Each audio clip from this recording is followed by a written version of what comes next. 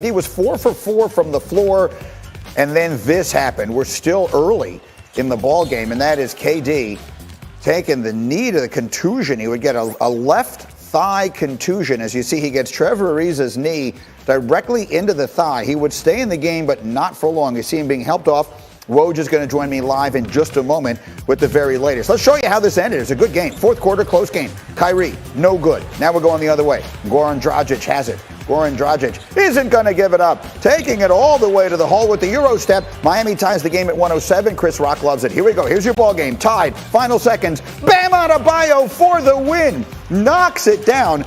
21 points, 15 boards, 5 assists for Bam. Take a look. Clearly gets it off before the buzzer.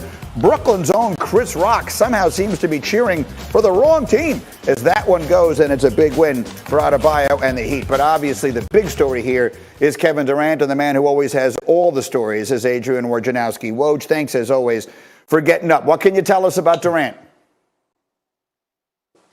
Well, Greeny, the Nets want to see how that thigh bruise feels today with Kevin Durant. Their sense is that usually it hurts a little more the next day, and they'll get a better sense of how long he might miss. But, the hope is that this is a day-to-day injury. But they wanted to really just see how it felt today when Durant came back in for treatment. And they've erred on the side of caution with him all year, and understandably so when you consider what he's coming back from. But what should we make of the fact that the Nets' big three has barely played together at all? I'm trying to wrap my mind around what that actually means. What do you think, big picture, it means?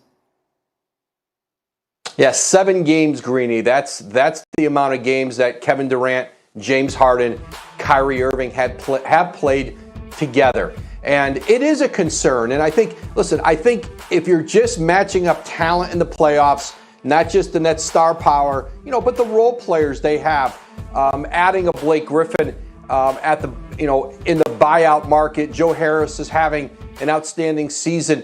The Nets, they don't have a lot of holes, certainly, but the continuity that they don't have in big moments. And the postseason, you're going to be in a drag-out game with a Philadelphia, with a Milwaukee, with a Miami. And they don't have that experience together. And I think that with those other teams, that's their belief that they could still get Brooklyn in the postseason. All right, we'll see what happens when we get there. Meanwhile, I need your reaction to this. So yesterday, Zion Williamson and the Pelicans lost in overtime to the Knicks at the Garden. And then afterwards, Zion, after his first game in the NBA at the Garden, said this.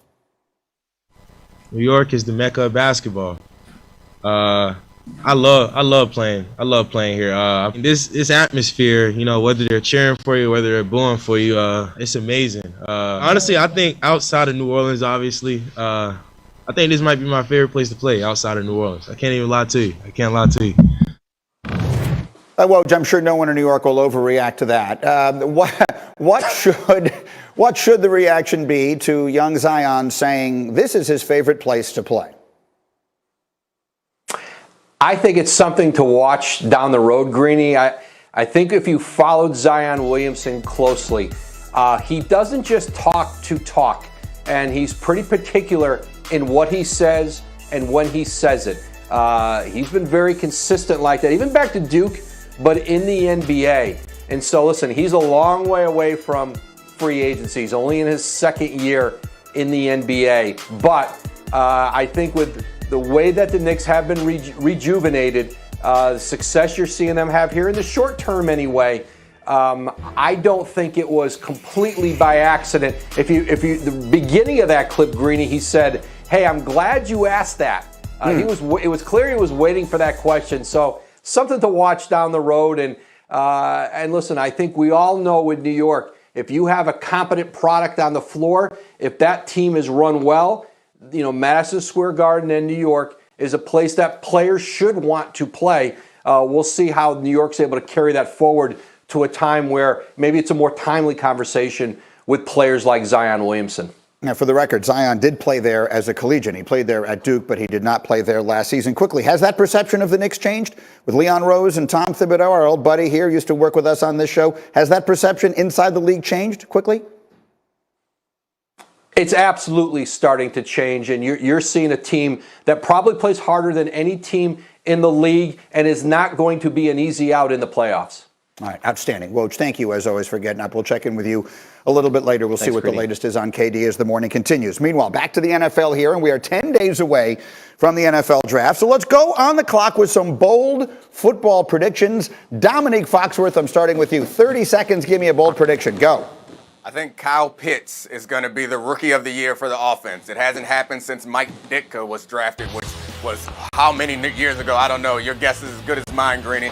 A long time ago, but he has an opportunity to go to a great situation at Atlanta with a good quarterback and a lot of other weapons, so he won't get doubled, or possibly slide down to Carolina where Joe Brady is a guy who understands how to work him in the offense, or he could end up in Miami across from Gesicki and they do a 2 tight end set. I think no matter where he ends up, he's going to be a pretty intense player who could have the potential to break some rookie records as a tight end and be the offensive rookie of the year.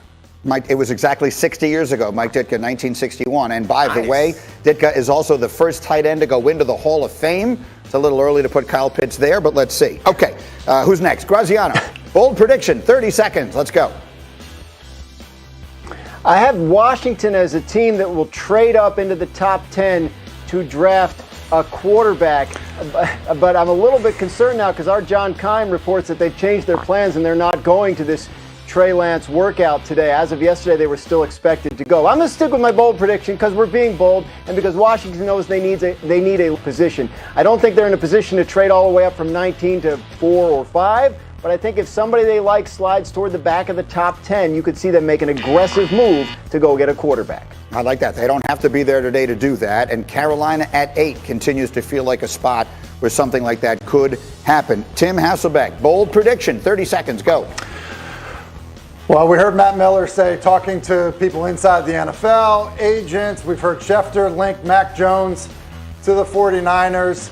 Listen, my bold prediction is that that's not the entree that the Niners were looking for at the restaurant. That's my bold prediction. It is the entree that they've always wanted was probably Trey Lance. That's how I see it. So my bold prediction is that it's not Mac Jones that the 49ers select, but that it's Trey Lance that they select in this upcoming draft, and that was the entree all along. That's the I've been with you from the very beginning, literally from the moment that trade was made, and we will see. I'm not suggesting people have it wrong. The reporting that is out there is the reporting that is out there, but when push comes to shove, I believe that's the pick they're going to make. As we continue, there's another pick we know for certain is going to be made, and that's Trevor Lawrence. He's going to go number 1, and of course, he spoke over the weekend about the way he had spoken previously, and now everyone is reacting to the way he spoke over the weekend. You need to hear it all, and you will next.